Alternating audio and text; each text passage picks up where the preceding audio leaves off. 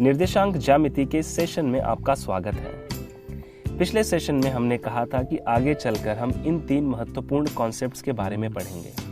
तो आज हम जिस कॉन्सेप्ट की चर्चा करेंगे वह है डिस्टेंस फॉर्मूला यानी दूरी सूत्र। तो चलिए शुरू करते हैं। मान लीजिए कि यहाँ पर 2 टाउन हैं, टाउन ए और टाउन बी। यह दोनों टाउन इस प्रकार हैं कि अगर किसी को टाउन ए से टाउन बी में जाना हो तो उसे टाउन सी से होकर जाना होगा। टाउन सी टाउन ए से 4 किलोमीटर पूर्व दिशा में स्थित है और टाउन बी से 3 किलोमीटर दक्षिण दिशा में। इसका मतलब यदि किसी को टाउन ए से टाउन बी पर जाना होगा तो उसे कुल मिलाकर 7 किलोमीटर की यात्रा तय करनी होगी। इसलिए वहां के रहवासियों ने दूरी घटाने और समय बचाने के लिए टाउन ए से टाउन बी तक जाने के लिए एक सीधा रास्ता बनाने का डिसीजन लिया। तो दोस्तों, क्या आप बता सकते हैं कि यह रास्ता बनाने के बाद टाउन ए और टाउन बी वालों को कितने किलोमीटर की यात्रा तय करनी होगी? अगर हम ध्यान से देखें तो ये रास्ते एक समकोण त्रिभुज बनाते हैं, जहां पर टाउन सी पर 90 अंश का कोण बनता है। यहाँ पर ए से बी के बीच का रास्ता समकोण त्रिभुज में कर्ण का काम कर रही है। तो इस रास्ते की लंबाई हम पाइथागोरस प्रमेय का इस्तेमाल करके ज्ञात कर सकते हैं। बराबर, पाइथागोरस प्रमेय कहता है कि कर्ण का वर्ग अन्य 2 भुजाओं के वर्गों के योगफल के बराबर होता है। अगर हम इसे टाउन से जोड़कर देखें तो यहाँ ए बी है कर्ण और ए सी तथा बी सी है त्रिभुज की अन्य 2 भुजाएं। ए बी को हम इस प्रकार भी लिख सकते हैं, ए बी बराबर कर्णी में A C square plus B C square. हमें ए सी और बी सी का मान पता है, 4 किलोमीटर और 3 किलोमीटर, जो इस सूत्र में डालेंगे तो ए बी के बीच की दूरी मिलेगी 5 किलोमीटर। इस प्रकार पाइथागोरस प्रमेय का उपयोग करके हमने उन दोनों टाउन के बीच की दूरी ज्ञात की।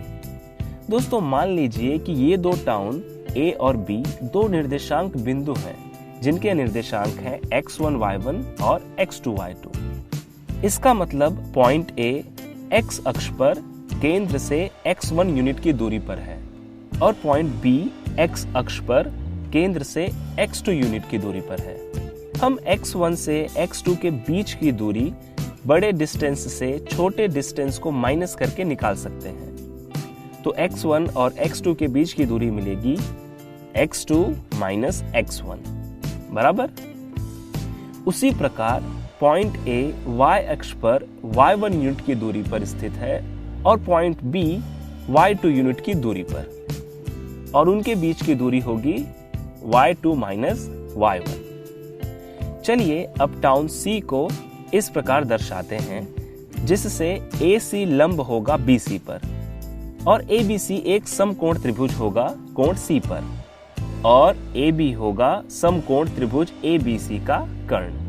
यहाँ पर AC x1 x2 के समांतर है और लंबाई में उसके बराबर भी, तो AC की लंबाई होगी x2 माइनस x1। उसी प्रकार BC समांतर और बराबर है y1 y2 के, तो BC की लंबाई भी होगी y2 माइनस y1। और हम AB का मान निकालने के लिए पाइथागोरस प्रमेय का उपयोग करेंगे, जो ऑलरेडी यहाँ पर उपलब्ध है। तो चलिए मान रखते हैं और देखते हैं हमें क्या मिलेगा। तो हमें मिलेगा AB बराबर कर्णी में x2 minus x1 whole square plus y2 minus y1 whole square. इसे कहते हैं डिस्टेंस फॉर्मूला यानी दूरी सूत्र, जिसे हमने पाइथागोरस प्रमेय का इस्तेमाल करके प्राप्त किया है। इस फॉर्मूला की खास बात यह है कि यदि हमें किसी भी 2 पॉइंट के निर्देशांक बिंदु पता है तो उनके बीच की दूरी इस फॉर्मूला द्वारा ज्ञात की जा सकती है, बस x1 y1 और x2 y2 के वैल्यूज डालकर। एक एग्जाम्पल देख लेते हैं।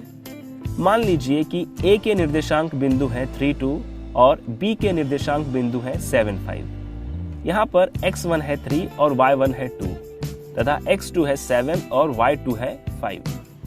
जब हम डिस्टेंस फॉर्मूला का यूज करेंगे तो हमें मिलेगा AB इक्वल टू 5 यूनिट। तो क्या यह उत्तर बराबर है? इसे अगर क्रॉस चेक करना हो तो AC की लंबाई है x2 माइनस x1 जो है 7 minus 3 which is equal to 4, और BC की लंबाई है y2 माइनस y1 जो होगा 5 माइनस 2 इक्वल टू 3। और जैसा कि हम पहले ही देख चुके हैं कि पाइथागोरस सूत्र का इस्तेमाल करने पर 3 और 4 यूनिट भुजा वाले समकोण त्रिभुज के कर्ण की लंबाई होती है 5 यूनिट। तो दोनों प्रकार से सेम आंसर मिल रहा है।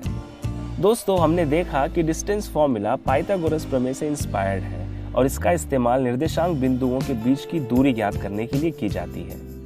एक बात नोट कर लीजिए कि हम इस फॉर्मूला को ऐसे भी लिख सकते हैं। यहाँ पर केवल x1 x2 और y1 y2 का स्थान परिवर्तन हुआ है, जिससे उत्तर में कुछ फर्क नहीं पड़ेगा, क्योंकि पॉजिटिव या नेगेटिव नंबर का वर्ग करने पर हमेशा पॉजिटिव नंबर ही मिलता है। आप ये सारी चीजें नोट डाउन कर लीजिए। तो दोस्तों, यहाँ पर हम इस सेशन को समाप्त करते हैं और मिलते हैं अगले सेशन में। तब तक के लिए देखते रहें, सीखते रहें। Thank you.